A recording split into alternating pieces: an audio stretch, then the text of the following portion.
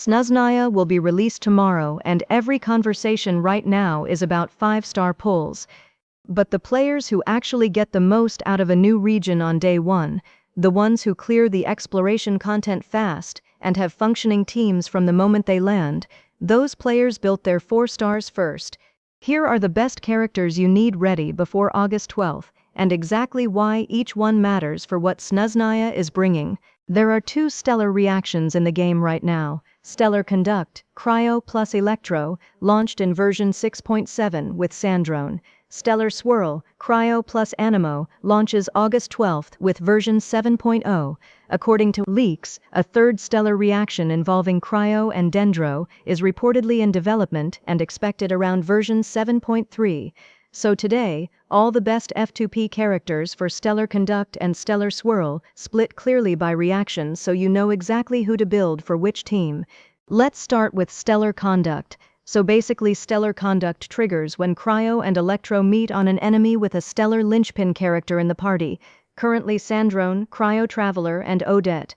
It creates a Polestar field that gives the whole team up to 40% Cryo and Electro damage bonus as Cryo and Electro hits are recorded inside it, up to 12 hits maximum.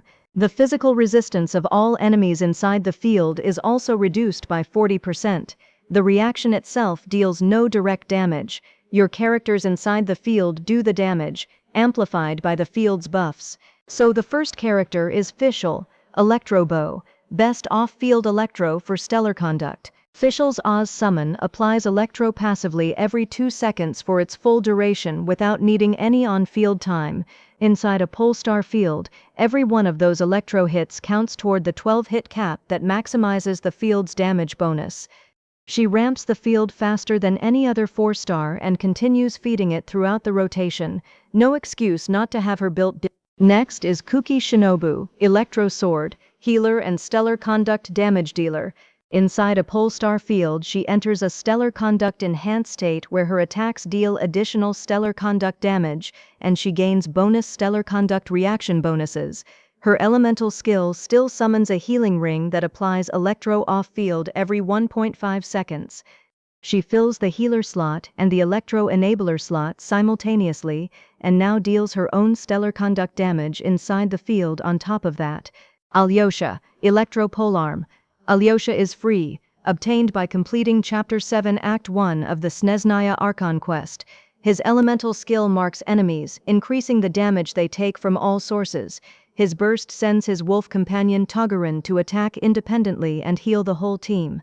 His passive gives the party an attack buff. He is designed specifically for Stellar-Conduct teams. He is not stronger than Fischl at C0 for raw Electro applications, but he is free on day 1, covers the healer slot through his burst, and immediately improves any Stellar-Conduct team without spending a single primogem. Next reaction is Stellar-Swirl launches August 12th. It triggers when Animo and Cryo meet with a stellar linchpin in the party. Currently Odette and Cryo Traveler can enable it. Sandrone also interacts with Stellar-Swirl through her Radiance, Stellar-Swirl passive. When triggered, a Polestar wind cluster appears at the enemy's position. That cluster explodes after a short time, dealing cryo damage. Repeated Stellar-Swirl triggers inside the cluster's vicinity cause it to explode faster.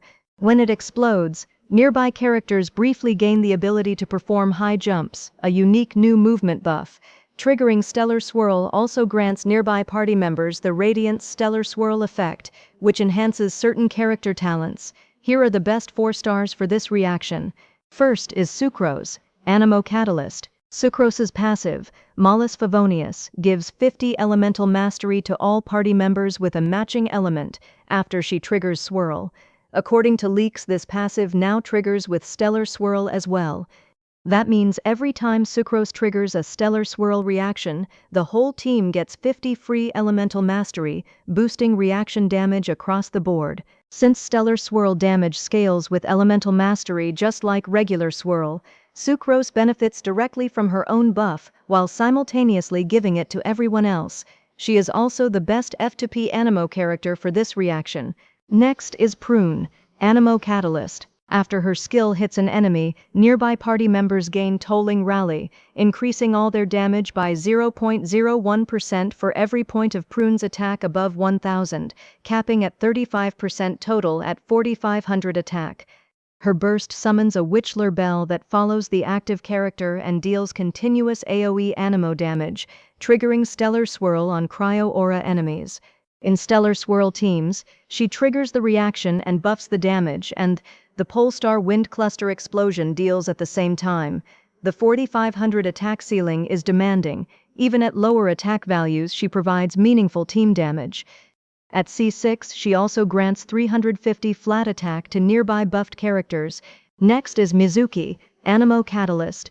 Mizuki was the surprise inclusion in the Witch's Revelation system, and her Stellar-Swirl upgrade is the most offensive of any 4-star on this list. In her Dreamdrifter state, triggering a swirl reaction causes her to launch an additional attack every 2.5 seconds, scaling at 1000% of her elemental mastery, and this is classified as direct stellar swirl damage that can crit. Build her with maximum elemental mastery, 900 to 1000 EM is the target. For Cryo, the best characters are QiQi and Diona. QiQi, Cryo Sword, Stellar-Conduct support and healer. For years, QiQi was the most dreaded standard banner pull in the game. That ended on July 1st. The Witch's Revelation buff did 3 things to her kit. First, her elemental skill cooldown dropped from 30 seconds to 15, matching her skill duration exactly. She now has 100% uptime on Herald of Frost for the first time since her release. Second, while her skill is active and Radiant's Stellar Conduct is in effect inside a Polestar field, QiQi boosts the Superconduct and Stellar Conduct damage of every party member by 50%. Every tick of Stellar Conduct damage your team deals inside the field is 50% stronger just because QiQi's skill is running. Third, Herald of Frost now launches a coordinated cryo attack whenever the on-field character lands a hit, feeding more cryo application into the Polestar field and helping ramp the field's damage bonus fast. No 5-star healer required. QiQi handles healing and the 50% team buff simultaneously in one slot. If you have her sitting in your character list unbuilt, change that before August 12th. Next is Diona, Cryo Bow, Shield plus Cryo application plus Stellar Conduct damage buff. Diona's Witch's Revelation buff adds a new trigger. After using her elemental skill, she fires Icy Paws whenever the active character triggers Superconduct or Stellar Conduct.